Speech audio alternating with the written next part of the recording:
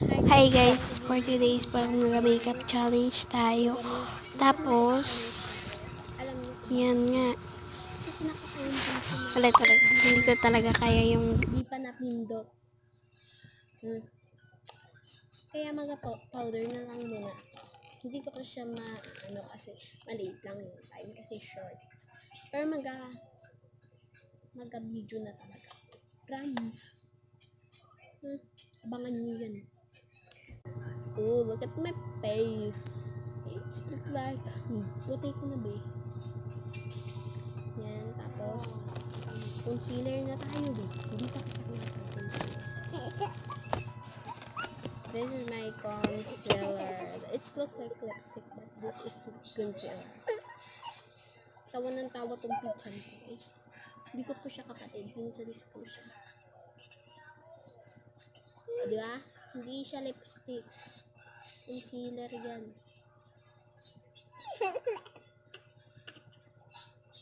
Tawa ng tawa.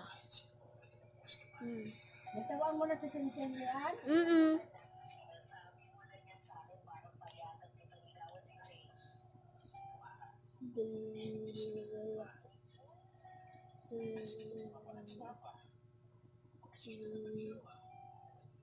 Hindi na yan, B.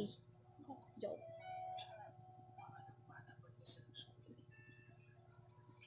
Concealer na tayo, B. And going on to the next product. Hanapin ko muna yung it's here and I'm gonna pour it to my blush. Wala tayong madaming brush. Isa lang yung brush ko pang eyeshadow. So, magabili pa ako. Ilalagay ko muna siya dito sa aking face. Diyan guys, hindi niyo makita sa light kasi may madilim. Pag dito, makikita niyo yung blush. Super dami naman yan. Tapos next is magkikilay na tayo. And wala tayong pang kilay, so gagamitin natin itong eyeshadow and my brush. Let's go! Okay guys, I think it's ready naman yun. Kasi hindi naman talaga ko marunong sa kilay.